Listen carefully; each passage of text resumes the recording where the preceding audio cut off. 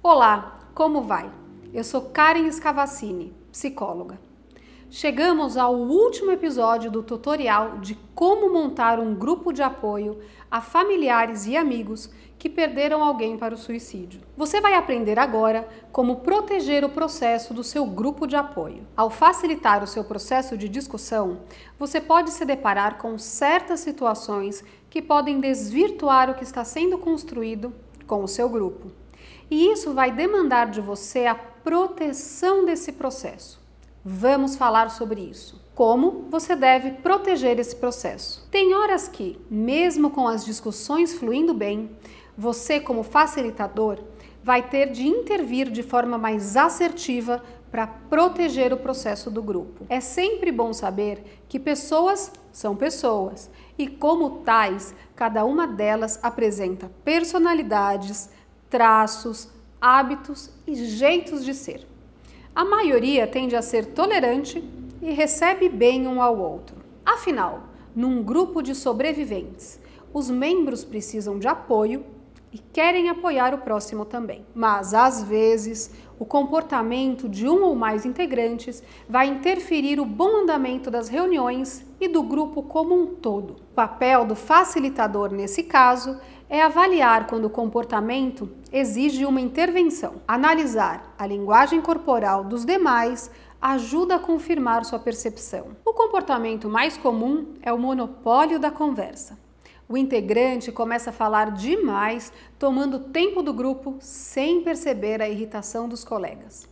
É importante avaliar se não se trata de uma necessidade legítima e pontual, como um recém-mutado, por exemplo, que pode precisar falar por mais tempo.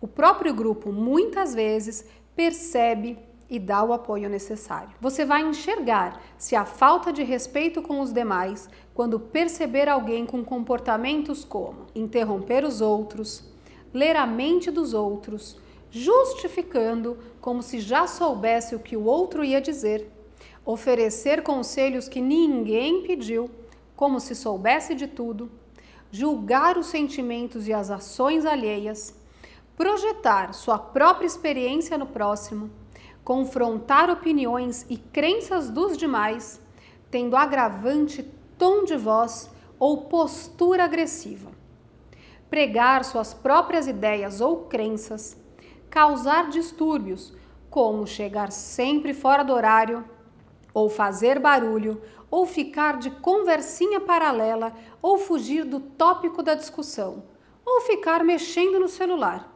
Por fim, competir com você, que é o facilitador, para ditar o ritmo da reunião, oferecendo conselhos ou informações que julga especializadas. Todas essas atitudes são violações das regras básicas que você leu com eles no início da reunião. Uma das alternativas para lidar com isso é redirecionar comportamentos inadequados. Pode, por exemplo, reconhecer que tal situação foi dolorosa para a pessoa e dizer que agora é a vez do outro se expressar e não dela. Ou então pedir que a pessoa espere o outro terminar, para que possa escutar o que tem a dizer depois. Reforçar que cada um deve se sentir apoiado em seu próprio luto e cada luto tem uma forma. Se ainda assim o problema persistir, procure a pessoa para uma conversa particular assim que a reunião terminar. Você deve ser cuidadoso e explicar especificamente o comportamento inadequado que quer que ele pare ou que ele reflita. Se nessa conversa você perceber que a pessoa está receptiva, combine um código que você possa sinalizar a ele toda vez que voltar a se comportar daquela maneira. Agora, caso ele se mostre contrariado ou sem intenção de mudar o comportamento ou pensar sobre o assunto, o facilitador deve pedir para que ele não volte mais ao grupo naquele momento. Lembre-se, sua lealdade maior é ao grupo. É seu dever proteger o processo e as pessoas que estão lá. Algumas vezes também podem surgir problemas decorrentes das dinâmicas dentro do grupo. Podem surgir panelinhas ou alguns integrantes podem se unir um contra o outro.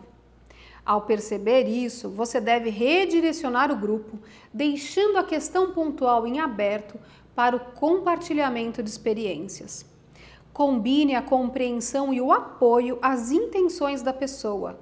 Peça pela mudança de comportamento e relembre as regrinhas básicas. Há ainda a competição pelo luto, que se dá quando alguns integrantes disputam para saber qual perda é pior ou quem sofreu mais, competindo para ver qual a maior dor. Você não deve deixar que essa competição ocorra. Uma mãe não sofre mais ou menos do que uma irmã. Tome cuidado com isso. Nesse caso, relembrar a regra de não julgar pode consertar as coisas. Outra situação que pode precisar de sua intervenção é perturbações em dinâmicas em que vários parentes participam do mesmo grupo. O facilitador pode sugerir que reflitam se aquele grupo atende às necessidades individuais de cada um e se atende às necessidades da família. Em caso negativo, pode sugerir que participem de grupos diferentes para que as necessidades de cada um sejam atendidas. Pode indicar, inclusive, um aconselhamento profissional. Opiniões fortes também podem causar ruído na dinâmica, principalmente quando toca em temas como religião, espiritualidade, vida após a morte, psiquiatria, terapia e uso de medicamentos psiquiátricos. Em casos assim, fique atento se um integrante não está impondo suas ideias ou crenças. Em todos os casos, relembrar as regras básicas pode ajudar bastante. Alguns integrantes sentem a necessidade de discutir detalhes visuais do suicídio. O grupo certamente é um ambiente apropriado para que o sobrevivente fale a respeito disso. Pode ser bom compartilhar esses detalhes, porém ouvir esses detalhes pode ser perturbador para algumas pessoas.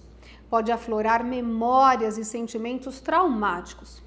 Se você, como facilitador, precisa encontrar o equilíbrio entre essa necessidade de falar dos detalhes e do grupo de ouvi-los, recorra ao próprio grupo para encontrar esse equilíbrio. Pode acontecer de um membro chegar alcoolizado ou drogado, por exemplo. Qualquer que seja a causa que levou àquilo, uma pessoa fora de seu estado normal não poderá ser útil ao grupo, nem se beneficiar das discussões. O facilitador deve conversar em particular com o indivíduo e pedir que se retire e volte apenas na próxima reunião. Diga com firmeza e deixe claro seus motivos. Se o caso for mais sério, você deve recomendar um grupo de apoio ou um tratamento para a dependência química. Pode acontecer ainda de um membro com ideias suicidas. Isso é possível de acontecer, pois sobreviventes enlutados podem ter até 10 vezes mais risco de morrerem por suicídio.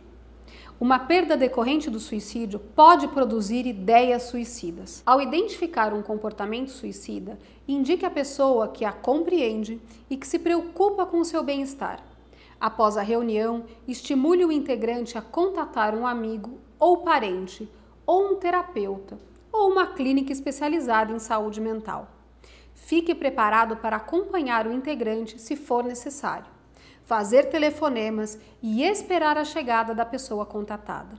Se for o caso, é preciso acompanhar esse integrante ao pronto-socorro juntamente com um familiar. Tenha sempre em mãos telefones de clínicas e pronto-socorro disponíveis e uma relação de profissionais de saúde mental atuantes na região.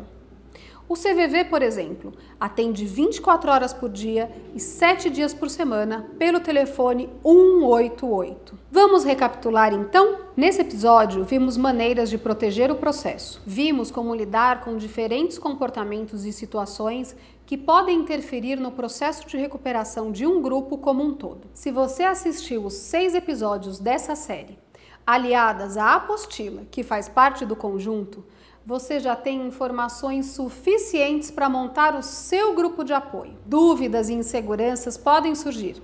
Nesses casos, retome esse material e lembre-se, ninguém nunca está sozinho. Se necessário, peça ajuda. O assunto é muito sério e precisa do devido comprometimento, mas é igualmente satisfatório observar os resultados e como podemos fazer a diferença na vida de algumas pessoas. Se precisar de informações adicionais, acesse o site do CVV. Lá você encontra uma apostila completa de como abrir o seu grupo de apoio e muito mais. Espero que você consiga e não desista de abrir o seu grupo. Muito obrigada!